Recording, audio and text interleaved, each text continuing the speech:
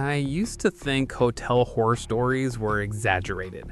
I traveled a lot for work, and most places I stayed in were cheap, quiet, and forgettable. I never had a reason to feel unsafe. Until one night changed that completely. I was driving through upstate New York for a last-minute job and got too tired to keep going. Around midnight, I pulled into a small roadside hotel.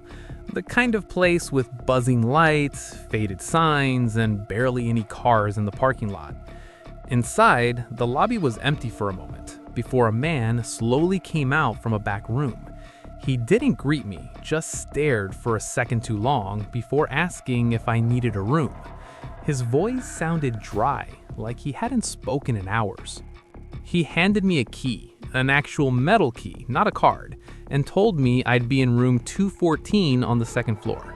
No other instructions, no mention of breakfast or checkout time, just silence. The hallway upstairs was dim, with only every other light working. It felt longer than it should have, like it stretched more than the building allowed. My room was near the end. When I opened the door, the first thing I noticed was the smell. Not terrible, just off, like something had been sitting in the room too long. The bed was made, but one corner of the blanket was slightly folded back, like someone had been sitting there earlier.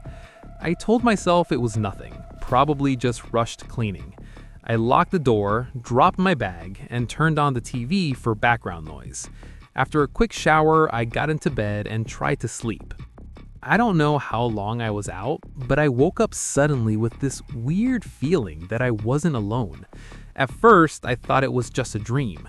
The room was dark, except for the TV glow, and everything looked normal. Then I heard it. A soft, slow creaking sound. It was coming from the closet. I stared at it, barely breathing. The door was closed now. I was sure I had left it slightly open earlier after checking inside. The handle moved, just a little, like someone testing it from the inside. My heart started pounding so hard I could hear it in my ears. I sat up slowly, trying not to make a sound. The handle stopped. Everything went quiet again. I stayed frozen, staring at that door, waiting for it to move again, but it didn't. After what felt like forever, I convinced myself it was just the old building settling. Maybe the door shifted on its own. I laid back down, but I didn't close my eyes. That's when I heard something else. A faint rustling sound, coming near my bag. I turned my head slowly toward the corner of the room. There was a shape there, dark, low to the ground. It wasn't there before. I sat up again, my voice shaking as I said, "Hello?" The shape froze. Then, in a low, calm voice, someone said, "I thought you were asleep." My entire body went cold. The figure stood up slowly, revealing a tall man I didn't hear enter the room. I didn't see his face clearly, just the outline of him in the dim light. "I didn't take anything," he said quickly. "I was just looking." I didn't respond. I couldn't. He stepped backward toward the door, like this was normal, like this happened all the time. Then he reached behind him and unlocked it. Unlocked it. The door opened and he slipped out into the hallway without another word. I jumped out of bed and slammed the lock and chain into place, my hands shaking so badly I almost dropped the latch. I didn't sleep after that. I sat in the corner with the lights on, staring at the door until morning.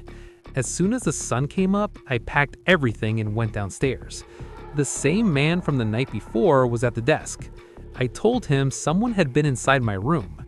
He just looked at me confused, then slowly said, "That's not possible." I told him the man had a key. That's when his expression changed. He hesitated, then said something I still think about to this day. "We only have one key for each room." I left immediately after that. Didn't argue, didn't ask for a refund. When I got to my car, I checked my bag to make sure everything was still there. Nothing was missing, except one thing. The zipper on the main pocket was open, and inside, right on top of my clothes, was a small folded piece of paper. I don't remember putting it there. I opened it, already feeling sick. There were only a few words written in shaky handwriting. I didn't want to wake you up.